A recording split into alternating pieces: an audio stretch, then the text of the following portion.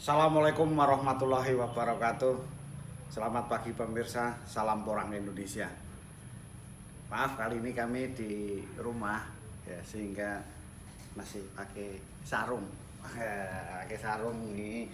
Tapi ya kali ini kita akan menyampaikan sesuatu yang penting sekali dalam budidaya porang. Nah, ini kita ngamati dari berbagai pengalaman kawan-kawan itu banyak petani porang pemula itu banyak yang gagal juga, meskipun sering disampaikan bahwa nanam porang itu mudah katanya, wah di hutan aja tumbuh, tapi dalam prakteknya setelah ditanam itu banyak yang mengalami kegagalan. Nah itu kita inventaris apa sih penyebab kegagalan itu. Jadi ada beberapa, saya kira nanti kita sampaikan ada 3 penyebab kegagalan kita bertanam porang. Oke, capek ini sambil duduk aja, saya ambil kursinya. Ini aja. Nah, ini pemirsa. Ini di tempat saya ini sebelum menanam porang kami biasanya nyiapkan bibit. Jadi kunci keberhasilan yang pertama adalah bibit. Nah, ini bibit ini sangat penting menentukan keberhasilan kita. Ya, bibit porang ini ada berbagai macam, ya kan? Ada yang namanya, nah ini yang katak. Nah ini adanya, ini katak pemirsa. Ini ukurannya beda-beda. Nah, kemudian ada ini umbinya. Nah, ini umbi yang untuk bibit juga bisa. Kemudian ini yang bibit dalam polybag. Nah, kita semai biar kuat. Nah, ini bibit-bibit kita yang sebelum kita tanam ini. Jadi kita menggunakan berbagai macam bibit ya. Oleh karena itu bibit ini penting.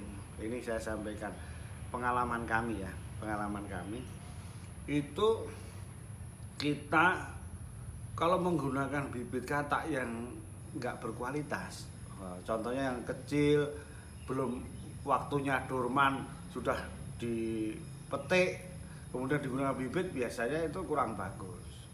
Itu yang harus kita ketahui. Makanya kalau kita menggunakan katak sebaiknya juga kita rendam dulu dalam air yang mengapung, ya nggak usah dipakai. Itu salah satu cara memilih bibit. Kemudian ukuran katak juga sangat penting. Nah, kemudian nanti kita bahas yang umbi ya.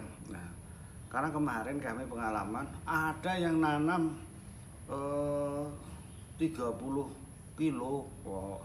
Nah, itu 30 kilo katak mini banyak sekali, tetapi ditanam yang tumbuh ini karena langsung ditanam yang tumbuh cuma 3.600 atau 3.800, sangat jauh. Wah gitu.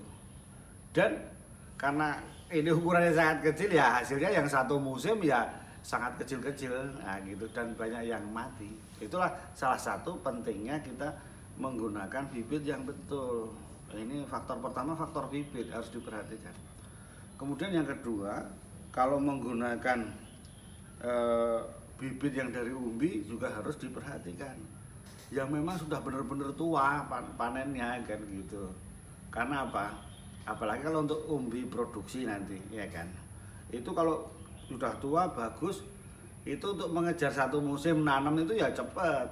Kemudian nanti menghasilkan kataknya juga lebih banyak lagi. Itulah pentingnya menggunakan bibit yang bagus.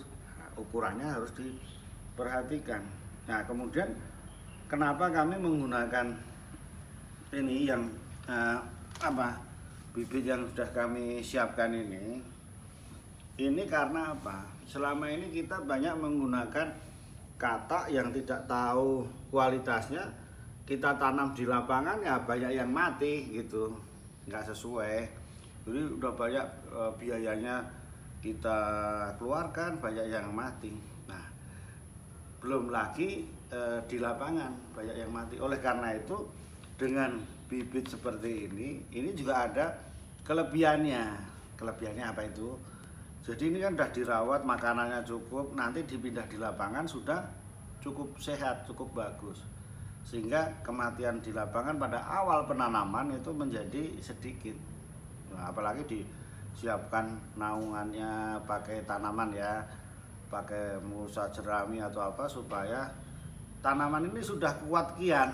Nah, itu sudah kuat kian. Jadi nanti sudah agak gede dilepas sudah hidup. Jadi sedikit yang mati. Nah, ini kan berbagai macam apa namanya itu tadi bibit. Orang juga bisa menyebutkan jangan pakai bibit yang dicabutan, nah gitu.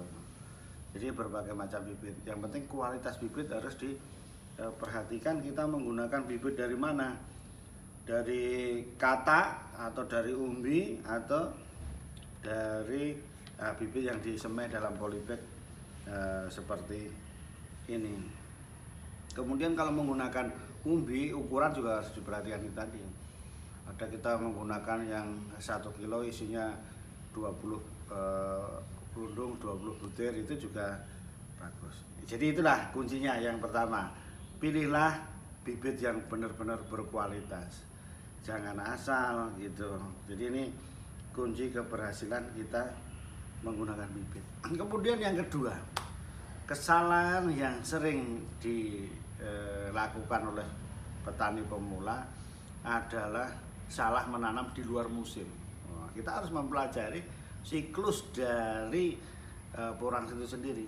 Nah, nanti kan pertama kita tanam 6 bulan, kemudian dorman, kemudian beberapa waktu dorman, nanti muncul lagi vegetatif yang kedua, dorman lagi, kemudian ketiga lagi dorman yang tahun ketiga sampai tahun keempat, atau sudah bisa dipanen gede, nanti masuki fase generatif. Nah, muncul tadi bunganya, sporanya, kemudian nanti muncul itu tadi setiap 2 tahun. Nah, kan itu siklus itu harus dipelajari, dan itu musim tiap daerah tentunya berbeda-beda. Musim tiap daerah berbeda, tapi prinsipnya menanam porang adalah di awal musim penghujan. Karena udah waktunya dia sudah berkecambah tahu dia sendirinya. Nah, oleh karena itu ini jangan sampai nanti belum waktunya, belum 6 bulan sudah terkena musim kemarau, sehingga terlalu cepat jadi mati dan belum waktunya gitu. Ini salah musim. Nah, salah musim ini patut diperhatikan, masing-masing daerah diperhatikan itu kapan mulai tanamnya. Oh, nanti diperhatikan jangan sampai kena musim kemarau ya sebelum waktunya. Nah, itu yang kedua. Nah, yang ketiga, ini ya berdasarkan tanya-tanya kami, diskusi dengan kawan-kawan, itu salah satu yang ketiga adalah kesalahan itu karena teknis syarat budidayanya nggak tercukupi. Itu kegagalan itu yang banyak, yang pernah saya tanyakan, pernah dialami, itu adalah karena faktor pH. pH-nya terlalu masam, nggak tahu gitu. Padahal porang ini kisaran di 6 sampai 7. Kalau kurang siapa pakai dolomit, pakai kapur supaya pH-nya netral. Kemudian yang berikutnya di nomor 3 ini teknik budidaya nggak tahu. Ini kami alami di kawan kami, karena dikira nanam porang itu mudah, ya udah langsung di lubang-lubang ditanami, nggak dirawat, tanahnya keras pula. Nah, itu, nah ini gagal, nggak pada tumbuh, padahal katanya nanam porang mudah. Nah, ini harusnya tanahnya dibikin gembur, dibikin gulutan, dibikin bedeng-bedeng, nah gitu. Kemudian, nah ini penting, banyak yang tidak dikasih bahan organik, gimana makanannya mau tumbuh bagus, nah gitu. Kemudian tahu juga jangan di daerah yang tergenang terus, kan gitu. Ini juga menyebabkan kegagalan.